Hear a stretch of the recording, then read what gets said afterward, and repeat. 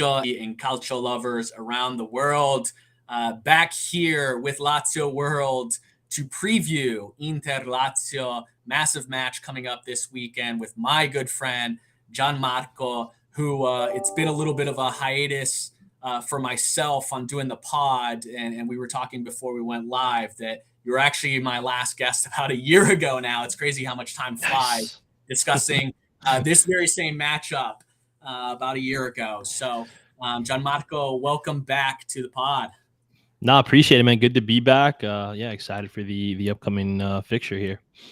It's a big one, and when we look at where both teams stand in the table right now, Lazio currently in second, a very what most would say and deem a surprising second in the table with 61 points behind Napoli, a very clear gap. You might as well go ahead and crown them already. I know it probably hurts you to do so, but let's go ahead and crown them for what they are, the Scudetto champions here, the Scudetto winners of Serie A, very well deserved from that team. And looking at Inter at sixth with 54.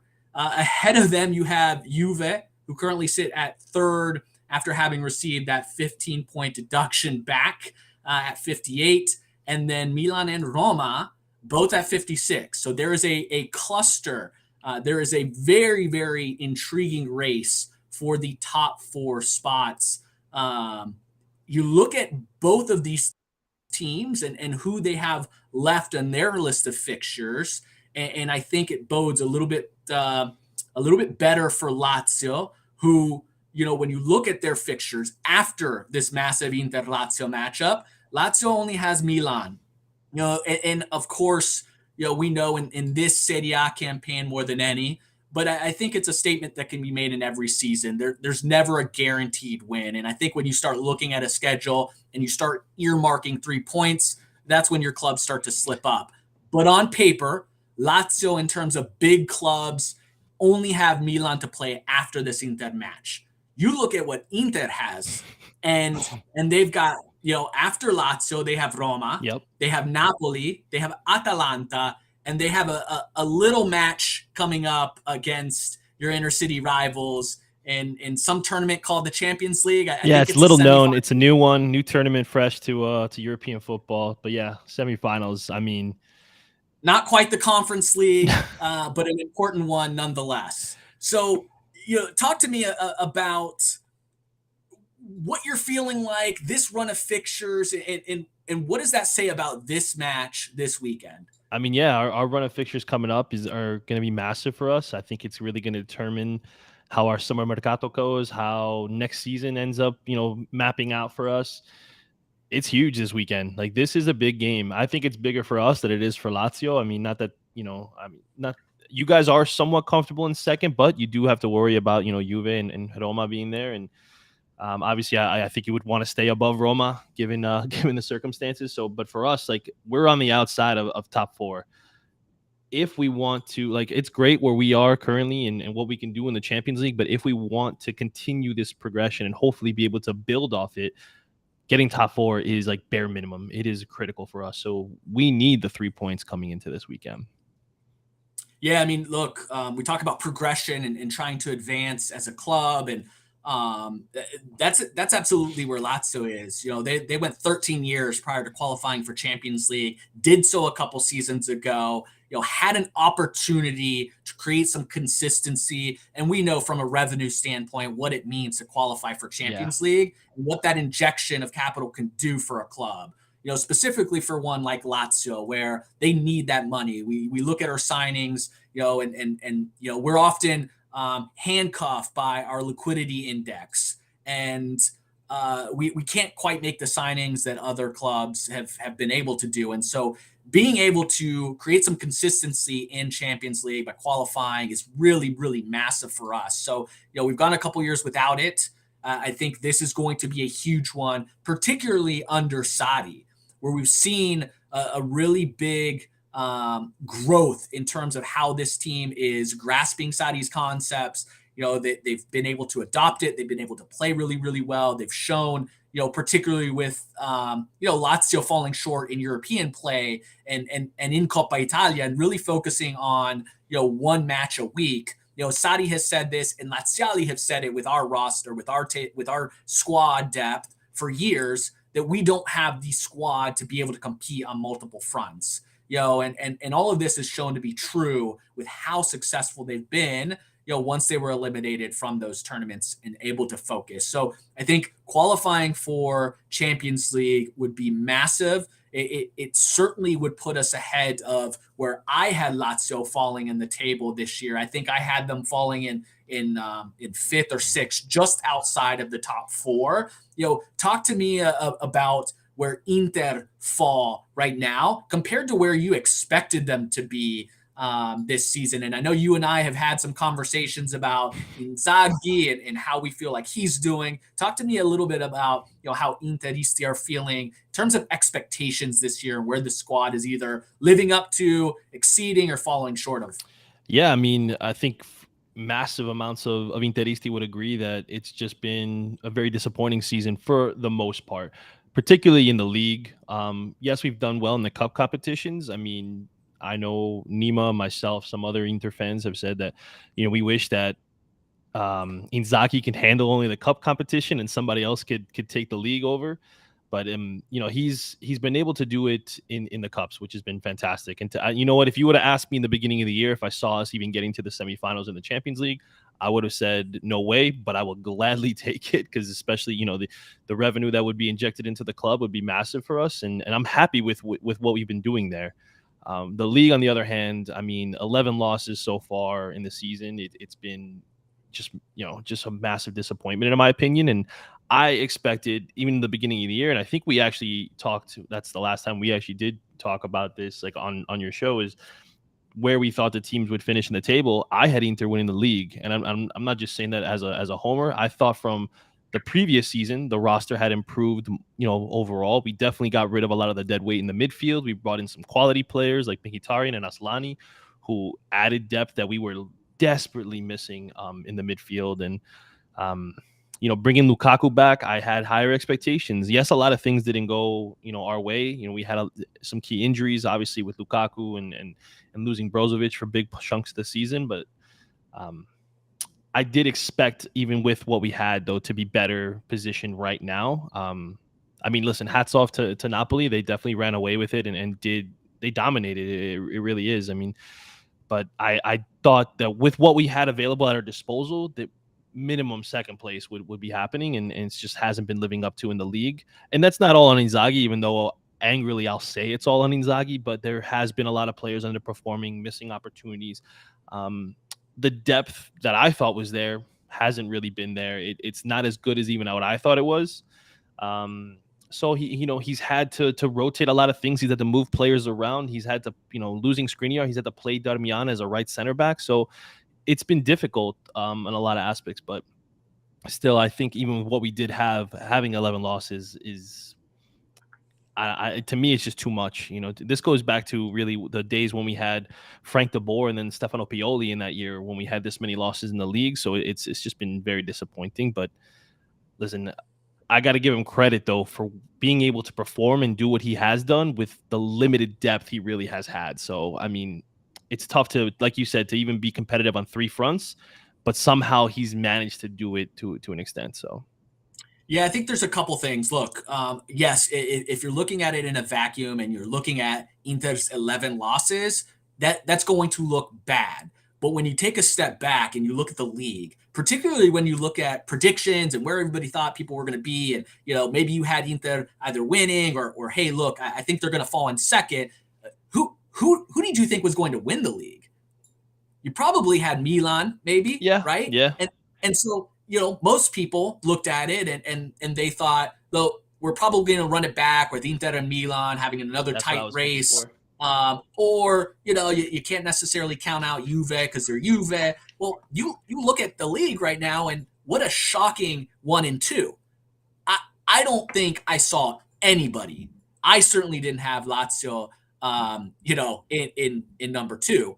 I didn't have us finishing in the top 4. Now, I did have Napoli in top 4.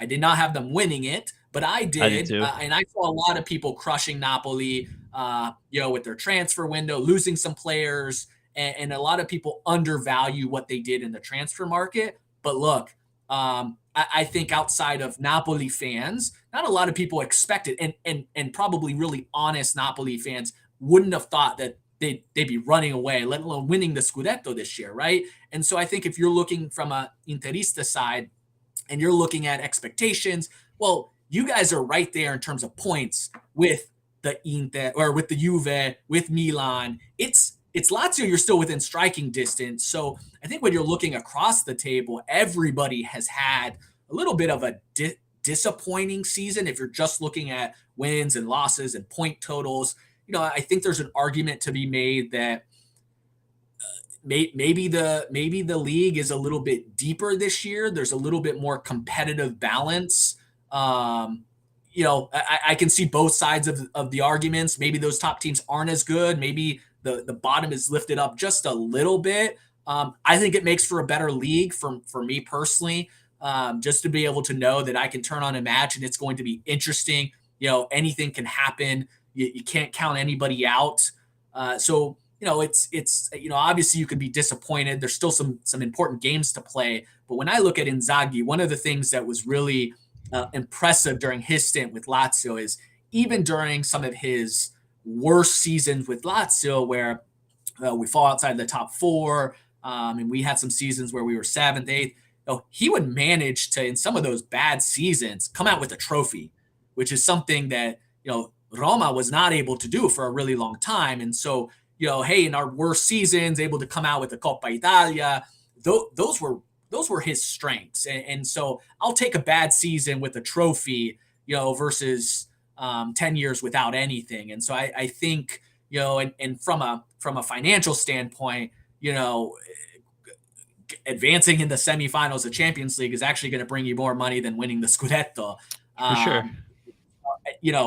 Again, I know there's a lot of pressure on him to reach the top four and obviously finish strong in Serie A. But my goodness, if I take a bad year and a dip, and that dip includes a run to the semifinals and potentially a Coppa Italia, I'm probably going to give him a little bit of slack, see if you can retool and bring him back. That's what I would do, especially considering everybody has had kind of a wild year in Serie A. And so maybe I give him a little bit of the benefit that, it's just one of those seasons in Serie A, and I try and give him an opportunity to see if he can fix it. I know we were having some of the debate between Mourinho and Simone Inzaghi, and look, I know people are going to jump down my throat. Obviously Mourinho has accomplished a tremendous amount in his career. No way has Simone touched those levels yet, but I think when you look at the two managers today and what they've been able to accomplish at their current clubs, I think Simone has been able to do a little bit more, particularly when you talk about the mountain of debt that Roma has accumulated, these past couple of years, only to fall short of Champions League, only to fall behind a Lazio that spends a whole heck of a lot less, on their salaries during their transfer windows, to lose two derbies to Maurizio Sarri, and to come out, obviously they came away with the Conference League, but look, Simone is in Champions League semifinals. He's got an opportunity to come out with some hardware. He finished second in Serie A last year. And you see some improvements from players. When I look at the Roma side, and I know we're going off a little bit of a tangent, but I don't see a lot of players improving. I see a Tammy Abraham that's fallen short. I see, Dybala is just Dybala. So it's not like he's gone there and elevated his play. He's played up to the standard that I think people expect of him. But when I look at Inter, you see an Acerbi playing better than he did, in his last season or two, at Lazio. And I think you see some players improving. I see a Barella that looks a lot better this year. And a lot of that probably came down to him being overworked last year. But I at least see some players and some progress there. So, look, we know that this is going to be important for him to move up in the table. Which club do you think between Lazio and Inter going into this match comes into it looking better? Who's coming into it with a little bit better form? Because we talk about, you guys have been struggling maybe in Serie A, but massive win yesterday, against Juve Yep. to obviously advance in Coppa Italia. Lazio, last match, they were unbeaten in 8 matches, but a little bit of a slip up in Torino. Looking at these two clubs, who do you think goes into this one with a little bit more confidence? I would have to say right now Inter. They played very well against Empoli. They played very well against Juve. I said it yesterday in our podcast that it was probably the easiest game we've had all season, to be honest, and that's not trying to discredit what we've done against other clubs. It just felt like Juve didn't really challenge anyone, so the guys were able to kind of coast. Like it looked like they didn't even get out of second gear, really. Like the defense was never under any pressure. Onana had nothing to worry about. So I think that because that they were basically able to have an easy game and then be able to go into this massive game for the weekend, I think they are a little amped up and hopefully can especially now that we're going to be the home team. I'm hoping that we can take that momentum and carry it into this matchup. And seeing some of the guys who were rested and kind of given a little bit of a break in the Coppa Italia semifinal match with Juve. I kind of see them starting this one too. So I mean, I'm looking forward to a well-rested, a highly motivated team to be able to go into this one. Yeah, and I think that motivation goes both ways. Lazio, after having quite a nice run, falls to Torino in a match that, look, Torino didn't really do a ton to warrant a win. I think the fair result probably would have been a draw. A little bit of a mistake from Provedel, who's been superhuman all year, and Interesting. a little bit of an unlucky goal for Lazio. But outside of that, it was a match in which their defense, which you think about Sadi and everybody thinks about this fluid motion and this great attack and all the goals that come with it and great 1-2 passing and all the movement. But it's really, for me, the most impressive thing is the accountability, the way that they're structured defensively, how everybody knows their assignments. You have a player like Romagnoli that just has a presence about him that gives all the confidence in the world for the attackers to go up and do what they do best. But for us to be in a position to come up with clean sheets week in and week out, I think you're going to have a Lazio team that is motivated to get back on track. They're always motivated in these big matches, which is one of the things that Sadi's really brought. This is a Lazio team that can be a little bit Jekyll and Hyde. Now they've shown tremendous consistency these past couple months, but they wake up for these big games. They wake up, from a 4-0 win against Milan to beating you guys earlier in the season to the 2 derby wins. I mean, these are the matches that Sadi gets his team prepared for. So I'll be really, really interested to see, in a match where both teams really, really need it, how they'll look. And look, one of the things from a Lazio standpoint is the consistency in their lineups. I don't think you're going to see a lot change from Lazio. What's really interesting is Ciro Immobile suffered an accident. He was very fortunate, for him and his daughters to come out not just alive, but to come out fairly unscathed. And to see his return last week was one. It was shocking. Personally, didn't think he probably should have been playing. One of the things that I love about him is he will fight to find his way onto the field. He always wants to play. Last match was able to find himself some minutes. Definitely didn't look like the Ciro Immobile, which is frustrating because he had spent so much of the year injured, and then kind of looked like he was coming back into form and fitness, and then obviously suffers this accident. And so, I think that's the one question mark, but I do think he will start. I think you're going to see, our midfield that's pretty tried and true at this point of Luis Alberto Cataldi and Sergej Milinkovic-Savic. I think you're going to see, what's been interesting on the Lazio side is a couple matches where Patrick has been swapped in for Casale. I think we'll go back to the Casale-Romagnoli pairing, with Marusic and Hisai playing those left and right back positions. So nothing out of the norm. You mentioned a rested Inter squad. What are you expecting from a starting 11? Yeah, I would say, kind of typical lineup in the back. We'll probably go with Onana and Ned and Darmian, Acerbi, and Bastoni as the back three. In the midfield, though, I think he'll rotate in Brozovic for Hakan, leave Mkhitaryan and Barella. And then if I had to guess, he's probably going to go with Dumfries on the right wing, and then judging by the performance, I think DiMarco would deserve the start. But I mean, given the way Inzaghi has been rotating the two, I'm assuming Gozens is going to start at the left wing back this one since he was not started in the Coppa Italia. However, I think DiMarco kind of earned his spot back, but given his performance yesterday, but we'll see what he does. I mean, we all know as Inter fans that DiMarco can typically only really go 60, 65 minutes anyway. He can't get a full 90. Um, but either way, I mean, I'll be happy with whichever one he decides to go with in that position. And you know, up front, he's gonna go Lautaro and Lukaku. I mean, Lula looked back against Empoli like the earlier in the season, it looked like they were forcing to find each other. They weren't really, under Conte, they were able to move freely.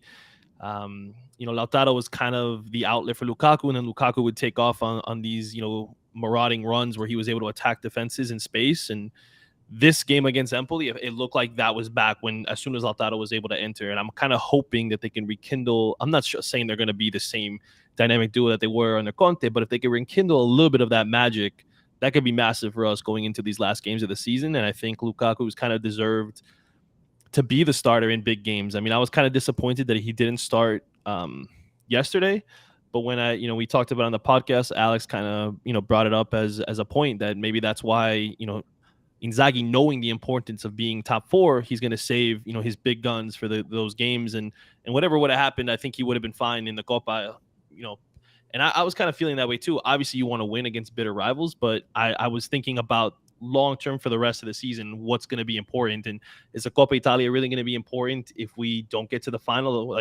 of the Champions League? I think that would have bothered me more than missing out on the Coppa Italia personally. So I'm happy with the rotation, and I think he's being more flexible now, allowing some of these other guys to play. He's given games to Bellanova, he's given games to Aslani, he's allowing these younger guys to be integrated, who I've wanted to see for big portions of the season. I mean, if anyone who follows me on Twitter knows how I feel about Denzel Dumfries, and I've been crying out for Raul Bellanova to be the guy out there. And when he did play, I thought he played very well, and his pace is a weapon. And I kind of hope that he'll get some more runouts the rest of the season. Maybe not in a big game against Lazio, because you don't want to throw these young kids to the wolves this early in a game of this magnitude. But I do think that he could play a part against a Sassuolo or Torino, given at the end of the season for us. So I'm glad that we do have a manager now who's willing to give these young kids a chance, where earlier in the year I felt like he was reluctant to. So it allows some of our guys who, I mean, we have one of the oldest squads in Serie A, so you do need to rotate and give them rest if you want them to be effective. And we're seeing that. Look what Mkhitaryan did yesterday with rest, and Dzeko, I mean, even though he wasn't that great yesterday, but given rest, he was able to be a little bit more impactful than you would normally have seen at this point in the season. Well, it's interesting because both of these managers have caught a lot of flack at prior stints for their inability to rotate, or their inability to trust young players. I know that was one of the biggest frustrations of Simone that I had during his time at Lazio. We would have some of these starlets, these players like a Pedro Neto that would fail to find any minutes in Serie A, only to go to the Premier League and light it up. And so I was seeing that evolution of Simone. I know Napoli fans used to speak of their frustrations of Sarri refusing to rotate the squad, pinpointing that as one of the failures for their inability to overtake Juve. A squad that was almost run into the ground. And it's been really nice because Sarri, during this season in particular, has found quite a nice rotation. And obviously now with the one match a week, we've been able to rely on a pretty consistent 11. But I think, going into this match, it's going to be interesting to see those two lineups. From the Lazio standpoint, is there a player or matchup that concerns you as an Inter fan the most? I mean, to see Zaccagni I'm assuming he'll be on the left side, knowing that he'll be going at Darmian and Dumfries. Dumfries is known to lose his man. He allows him to just drift into space. He kind of loses, focus, and lets that person always seem to get open and beat him. He's a guy that I mean, I liked him a lot when he was at Hellas. When you guys signed him, I was a little jealous. I kind of wish we would have been able to scrounge up that money for him. But he's, in my opinion, if it wasn't for Cavara and Osimhen, you could make an argument for Zaccagni to be like the MVP of the league. Um, he's a guy that I think could be a massive impact. I mean, we always seem to struggle with SMS, but Zaccagni is the guy that I think of that I'm like, all right, like I'm glad Darmian's going to be on the right side, at least as a center back, because he's kind of like a Swiss Army knife or a break glass in case of emergency type player where he can do anything, play any position, and he's effective. He'll never do something where he's like the man of the match, but he'll never make a mistake that'll cost you the game. So I think that matchup there is going to be probably the most important one, and I'm hoping that since he's not going to get much help from Dumfries, that he's able to handle the task. Yeah, I think that's a really important matchup. Look, I think in order for Lazio to pull up results against big clubs, SMS has to play at peak level, and it's interesting because he loves the big games and he always seems to come up with a big goal in those games. But even when he has a down performance, he's doing so many of the things that typically go unrecognized from casual Yeah. fans, and so he's so critical to everything that we do. But I think when you look at this, Zaccagni is that guy that is going to have to, he's come up with big goals. I think he's, if I'm looking at it from your standpoint, he is the one that would scare me the most. He's so direct. He draws more fouls than anybody else in Serie A. And what's interesting is that I think, and maybe this is a little bit of bias, but I think he could draw even more fouls. I think, he's just drawing so many that I think sometimes there's a hesitancy from the referees to obviously issue that double yellow. Yeah. But he puts so much pressure on a defense with how direct he is. And him and Luis Alberto just now have such a great connection, really similar to the Luis Alberto Ciro Immobile connection. And he's going to force you to make a mistake. He's going to force you to foul. So I think referees are always going to play a part in that. And how smart can your backs play under caution is going to be really big, because he's going to take advantage of that. He can finish as well as anybody. I mean, we know, right, in terms of Italian-born players, he is the leading goal scorer from a winger position.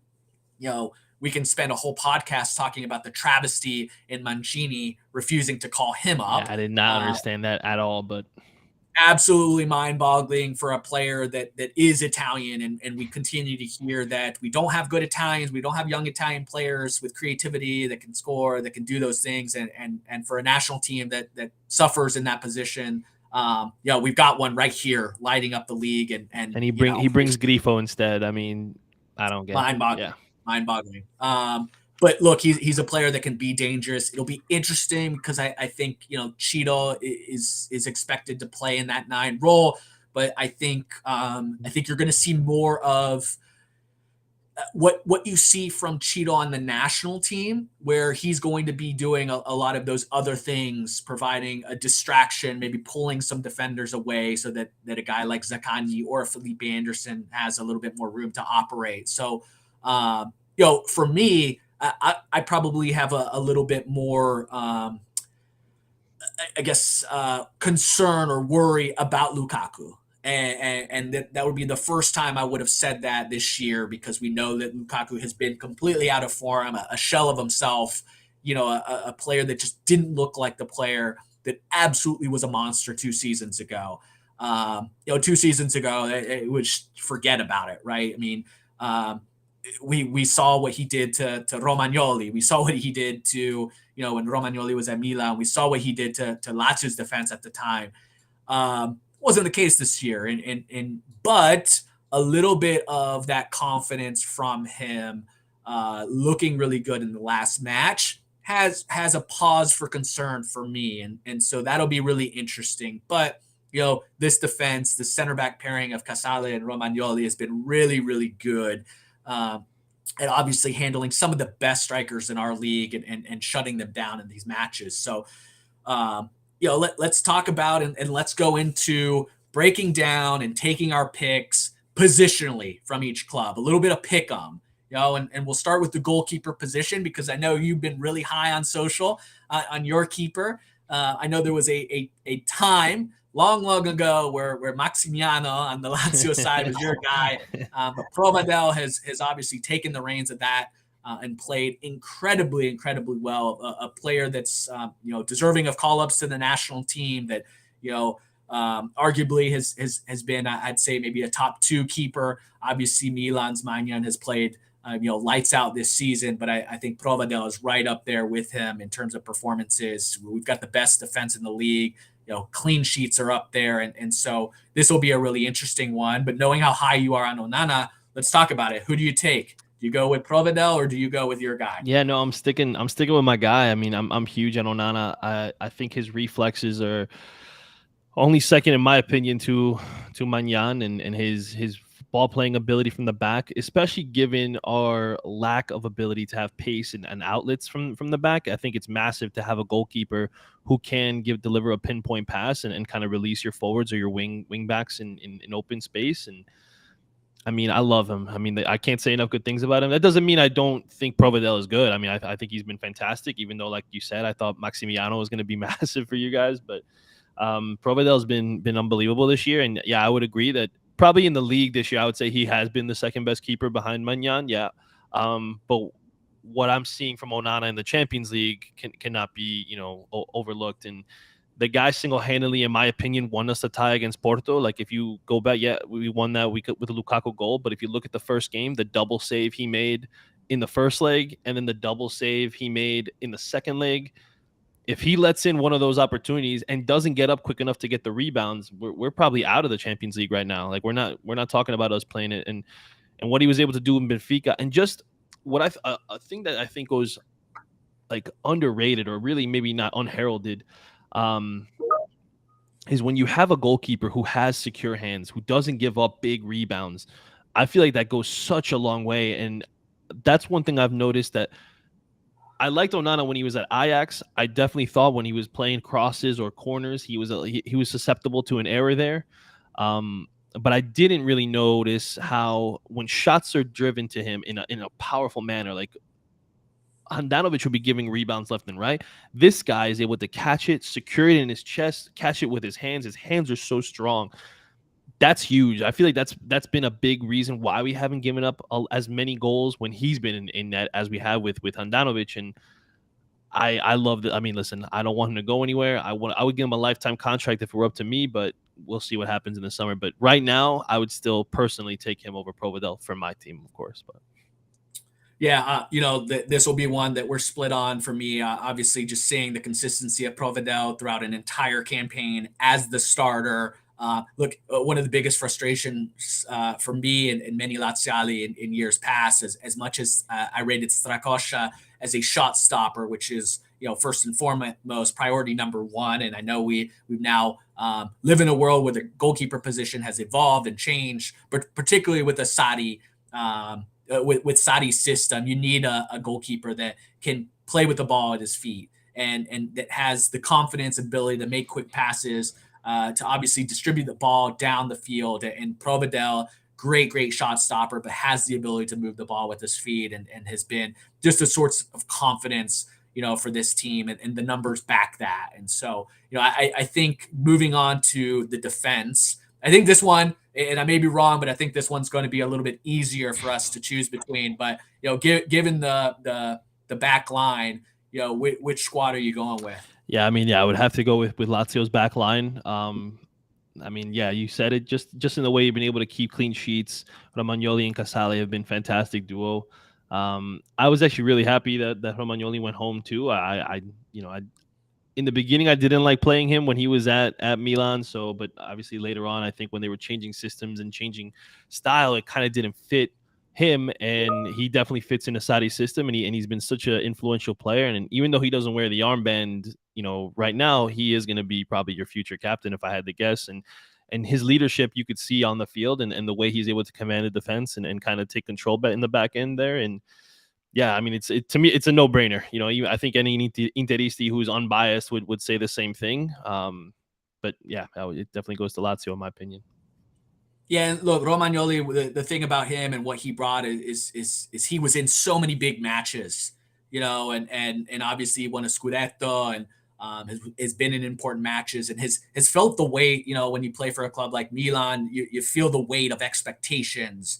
And so he knows what that feels like, and he's able to come into these matches, and that just exudes in the locker room, and so the Yeah. rest of the team's been able to adapt that. And when you have a young center back paired with him like Casale, he is now learning from him, and I think it's a pairing that is also deserving of more national team looks, which is really nice to see, for Romagnoli, who early in his career was supposed to be the next great Italian center Yeah. back, and we see a little bit of a rejuvenation, no different than, and he's younger than when Lazio got Acerbi, but similar to Acerbi, who really was on the outskirts of national team, wasn't thought of, came to Lazio, rejuvenated, who he was, and also a former Milan player, was able to come in and find his place at the national team, and small dip at the end of his time at Lazio, but now you see obviously, his importance with Inter. So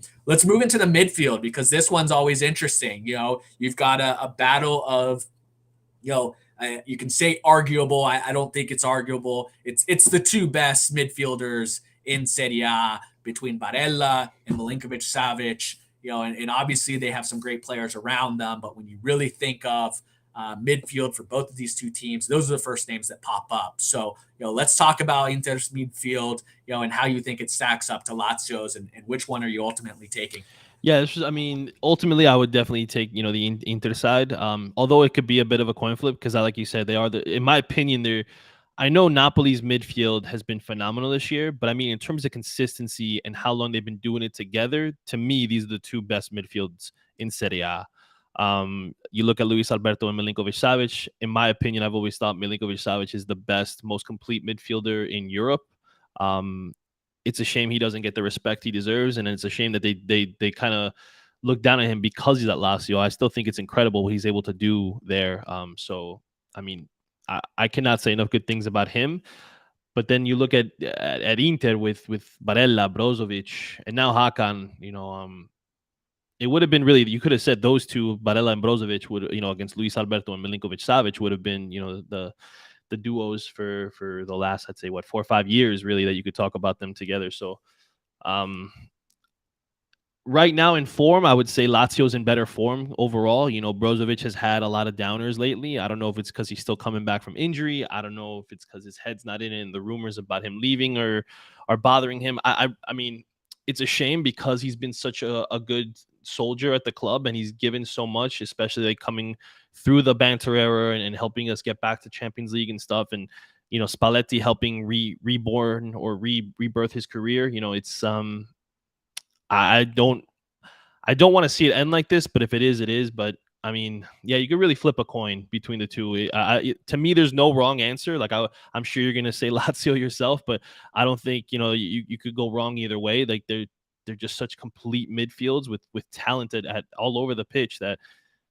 it's going to be fun to watch how, like, I think that is where, although I'm worried about Zaccagni, I think that in the midfield is where the match is going to be decided ultimately. Yeah, I think you're right. And the name that doesn't get mentioned a lot, because I think when you look on paper, at the totality, you're probably more apt to take Inter because of that third name. On the Lazio side, it's Cataldi. Mm-hmm. That's not a name that you're typically hearing of, thinking about. It's certainly not a name that anybody outside of Serie A knows. But Cataldi, what he's been able to do under Sadi and transform his game, playing when Sadi came to Lazio, all these question marks of who's going to be that Jorginho, who's going to be that regista, that playmaker, who's also really important in terms of defensive duties. And you looked at Cataldi, and he was slotted there just because he was the one guy that was, left, I guess. And he's been able to really come into his own, and so vital, because what he does is limit mistakes, and he very rarely makes the wrong pass. He allows guys like Luis Alberto and Milinkovic Savic to make the plays that they have to make. And in terms of tracking back and his responsibilities on the defensive end, he does such a great job of occupying space, limiting passes, Just again, you're never going to see a player that rounds out the stat sheet, which is why he's never going to be talked about. But there's a reason why Lazio has signed him to an extension. A player who is from Rome, has been a Laziale. It's really nice. I think one of the rejuvenations and one of the things that I take a lot of pride in, as a Lazio fan, but also as an Italian, is Sarri's commitment to bring more Italians to Lazio, and that's been incredible because we know the challenges in Serie A and the challenges with our national team is that young players and Italians a lot of times aren't getting the playing time, and Juve, which has always been kind of a sign of the national team strength, isn't a team comprised of a ton of Italians anymore. And so, but in addition to that, is finding players that bleed, that know, that are Laziali for this shirt. And so, we've got that in Cataldi. We have that now in Romagnoli, and even having a player like Pellegrini come to the club who hasn't seen a ton of time, but Lazio fan, understands what it means. It's been really, really cool to see that, because you have players that just understand and are going to give a little bit more. And so you get that with Cataldi, but I think it's one of those coin flips. One of those where I may lean. It's interesting on attack. Looking at the attack now, that one for me it's tough, because there are times when I want to say Inter. I think again it all comes down to what type of Lukaku you're going to get. Yeah. I think if because look, even Lautaro can be so inconsistent, and I know there's a ton of frustrations. There's plenty of times when he looks like he's a world beater, and I know a couple years ago he was this heavily linked player to Barcelona, and obviously he's a World Cup winner, and but there's a lot of question marks with him. There's a lot of question marks with Lukaku right now. Lazio, I think, has the most consistent player of the two clubs. If you're looking at all the attackers, Zaccagni is the one that, if you're a betting man, who's going to perform the best, who's maybe coming out with a goal or an assist, I think it's Zaccagni.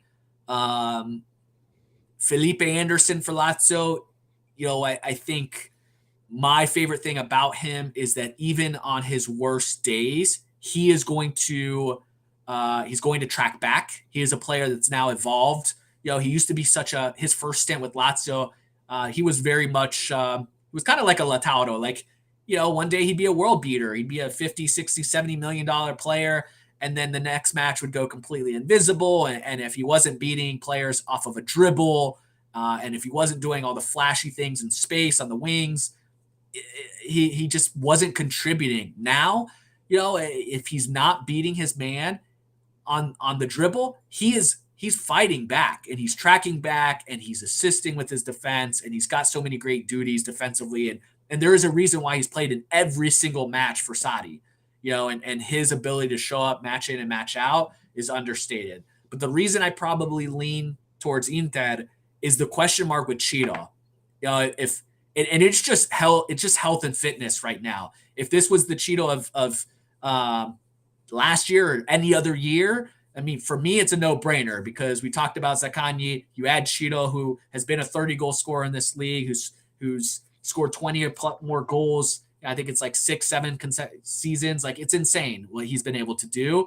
But because I don't know what Ciro is going to look like, I probably lean towards Inter.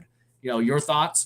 Yeah, no, I kind of agree with you there too. Yeah, if Cheeto was back to his capocannoniere status again, like I would be a little more concerned, especially given the way you have Zaccagni and Anderson on the wings with the pace. That's not, we don't have pace, so that could have been like a devastating trio going at our back three. But given even form right now too, like Lautaro's scored in 2 straight games. He's a streaky player. He can not score for 8 or 9 games, then he can score for 7, 8 straight games. Like, it doesn't make sense to me. Like, and he'll score in bunches. It's crazy. And then if Lukaku starts turning it on, I think that it could be something really good. So and then of course, Correa's even chipping in, even though I've not been his biggest fan, but he's given then he has the audacity to celebrate like he's ice cold, and he's been scoring all year like that. But In terms of even our depth, like I think even the guys on the bench can contribute and have an impact. So yeah, I would give a slight edge to Inter in that department. But if Cheeto gets back to what he was, yeah, it would go back to Lazio. So Yep. So final before we talk about our man Achebe and predictions, the managers. Who are we taking? Who you got between Sadi and Simone in this match? it's gonna be tough. I mean, both managers have this is an important game for them. They both are kind of in form currently, for the most part, I would say, and again, this is a coin flip for me. I would probably give the edge to Saudi, given where they are currently in the table and how we are. Like, if this was a cup game, maybe I would give it to Inzaghi. But I think in the league, Saudi might have a slight edge on it. And I mean, he seems to have had our number in the league recently too, especially like head to head between Lazio and Inter, and with Saudi going up against Inzaghi. He's done very well. I think he's 2-0-1 right now, like in the last 3 games between them. So I mean, and even the other one was just a 1-0 win for us, if I'm not mistaken. So, I mean, if he keeps if he can keep doing this and getting his players to perform the way they have, and he seems to get them prepared for the big matches, like you said earlier, it's gonna be a tough one. So, but I would give Sadi the slight edge there. Yeah, I'd agree. I'd give Saudi the edge. I mean, based on what he's been able to get out of this squad, just the way that they look, when they're playing in these games, obviously against big clubs and important matches, he's been able to get the best out of them. And what we've seen, when Cheetah went down, there was a lot of questions as to how we would be able to get through that injury because Lazio does not have another striker on their roster, That's which so is crazy. which is insane, right? It's absolutely reckless for a major professional team at almost any level to go into a season, particularly one with European hopes, and not to have a second striker on their team. And so, when Cheeto went down, it was a lot of concern. So for him to be able to really navigate that, to get the most out of moving Felipe Anderson into that false nine role, I mean, hats off. He's been tremendous in Serie A this year, so I'd go that route. But before we talk about predictions, I know our man Achebe obviously this year has seen a little bit of a revitalization, after his last season, and I just want to get your thoughts on it because going into the year, you were really upset about that signing.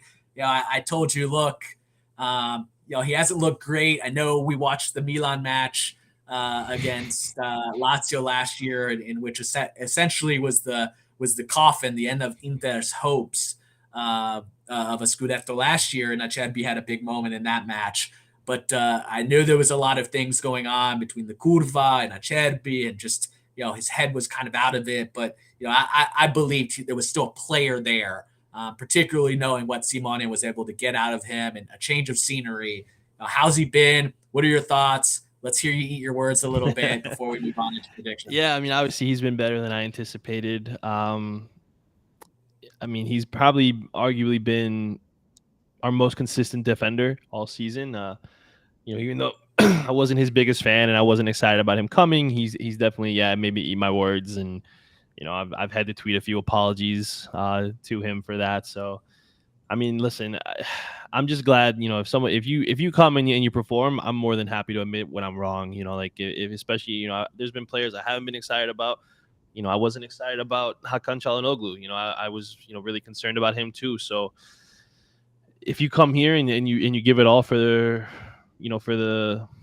club and do everything you can to help us win, I'm more than happy to root for you. I don't ever root for people to fail either. So it's not that, but I just wasn't excited about it. And he's been, been very good. The only thing I wish he would stop doing is going on these marauding runs where he thinks he's, Bastoni, and he goes all the way up the pitch and he doesn't have Bastoni's pace. So it's like, please, please stay back. That's my only knock on him this season. But other than that, the guy's been very good for us, and I'm just happy he's been making me look bad. So that's fine. I'm fine with that if you do good for the club. So Yeah, he would find himself doing that with Lazio.